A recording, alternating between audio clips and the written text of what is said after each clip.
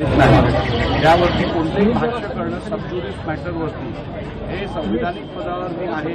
माझ्याकडनं तर मुळीच हे शोभणारं काम होणार नाही, शोभनीय होईल. त्यामुळे मला वाटतं या अपात्रतेच्या विषयात सुप्रीम कोर्टात दोन्ही बाजूंनी आपली बाजू मांडल्यानंतर जर का विधिमंडळ सचिवालयाने जे कार्य केलं असेल त्या संदर्भातली सगळी माहिती सुप्रीम कोर्टाकडे आहे. त्यामुळे मला निश्चित खात्री आहे की येणाऱ्या काळात योग्यरित्या ह्याच्यावरती निर्णय होईल. राहुल गांधी पुण्यामध्ये आज जेनजीसोबत मोठा राडा झालाय. पोलिसांनी देखील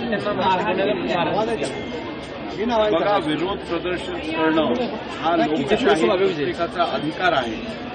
परंतु जो व्यक्ती लोकशाहीवरती विश्वास ठेवतो, ज्या व्यक्तीला असं वाटतं की लोकशाहीत माझा पण स्टेक आहे, तो कधीही असंविधानिकरित्या प्रदर्शन आपल्या विरोधाचं करत नाही.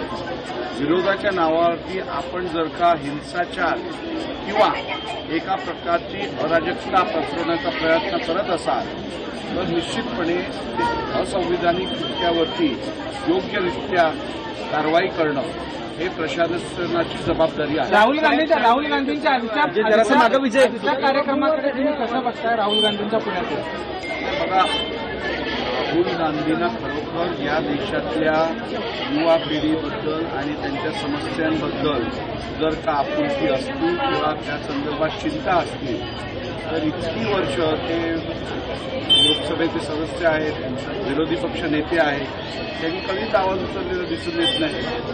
आणि त्यामुळे संधी साधूपणा हे सातत्याने काही नेत्यांकडनं अशी भूमिका दिसून येते.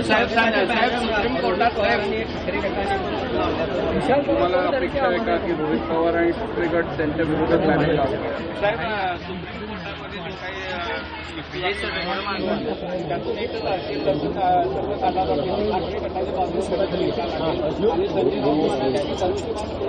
काय रे काय सगळ्या गोष्टींची घाई असते.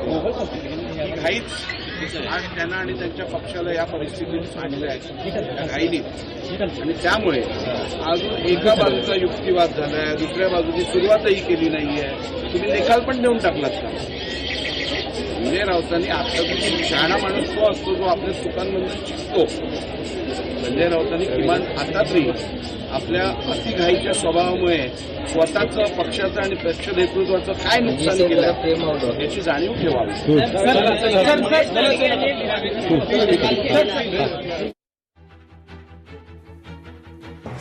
मी कायद्याच्या चौकटीतच राहून निर्णय दिला अशी प्रतिक्रिया आता राहुल नार्वेकर यांनी दिलेली आहे.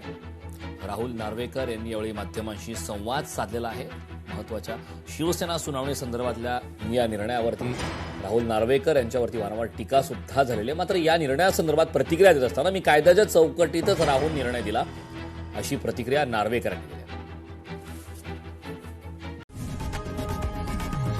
लोकशाही मराठी ऐका, पहा, जागरूक रहा.